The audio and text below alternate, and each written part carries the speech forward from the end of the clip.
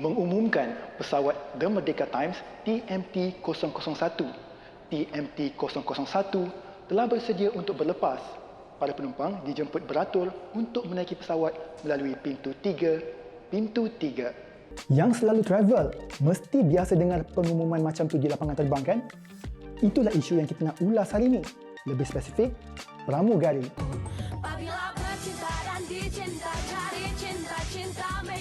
Isu ni dah lama dibahaskan tetapi muncul semula kebelakangan ni sebab tiada perubahan. Kenapa sampai hari ini pramugari syarikat penerbangan Malaysia masih tidak dibenarkan berhijab? Staf lain seperti juruterbang, ground staff, semua boleh berhijab. Tetapi pramugari tidak. Bukan apa, kesian kepada pramugari wanita berhijab yang terpaksa ditukar menjadi ground staff atau berhenti kerja terus hanya kerana mahu pertahankan mahkota mereka. Lebih parah, ada yang terpaksa menanggalkan hijab ketika bertugas. Kalau kata untuk desain seragam yang baharu memakan kos, cuba lihat balik seragam pramugara Malaysia Airlines. Ianya pernah ditukar sebelum ini, tetapi seragam pramugari masih sama. Kita faham banyak faktor yang perlu diambil kira dalam rekaan seragam kru kabin ni. Bagi syarikat penerbangan yang melambangkan identiti negara seperti Malaysia Airlines, Garuda Indonesia, Singapore Airlines, Thai Airways, Air India dan sebagainya, seragam perlu melambangkan pemakaian tradisi negara masing-masing. Sebab itulah MAS menggunakan seragam kebaya bercorak batik bagi pramugari mereka. Selain itu, ia perlu kelihatan cantik, kemas, profesional dan faktor keselamatan juga perlu diambil kira.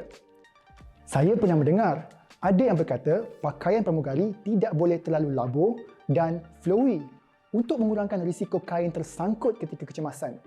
Jadi, libat uruskanlah pelbagai pihak dari kepakaran yang berbeza untuk memutuskan satu desain terbaik yang paling hampir menepati setiap kriteria.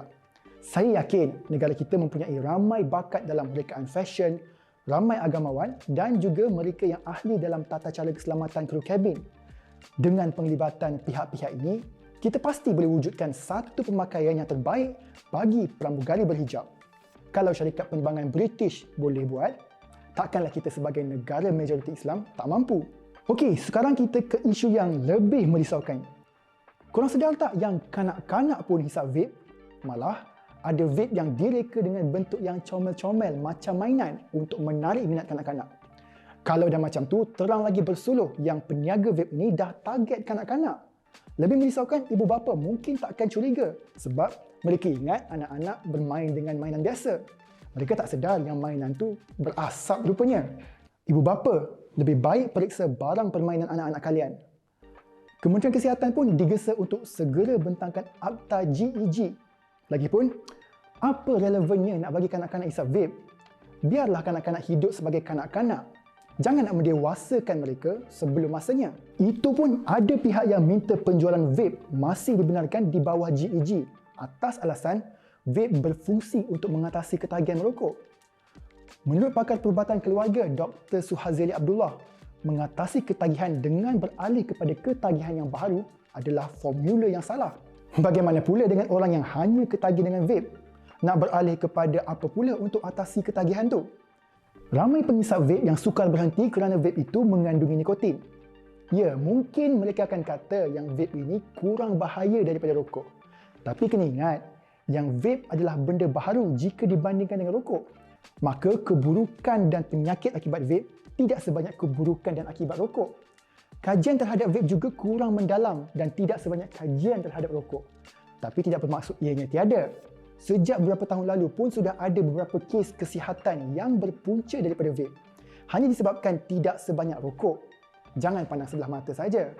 Cuba anda fikir, ketagihan rokok sukar nak dibendung sebab dah lama bertapak dalam masyarakat kita. Benda baru seperti vape ni kan lebih baik kita bendung lebih awal sebelum ia lebih lama hidup dalam masyarakat kita dan akhirnya lebih sukar untuk dibendung di kemudian hari. Korang faham kan? Kalau tak faham, baca lebih lanjut di portal The Merdeka Times. Fahamkan betul-betul supaya tak salah faham dengan penyampaian saya yang singkat ni.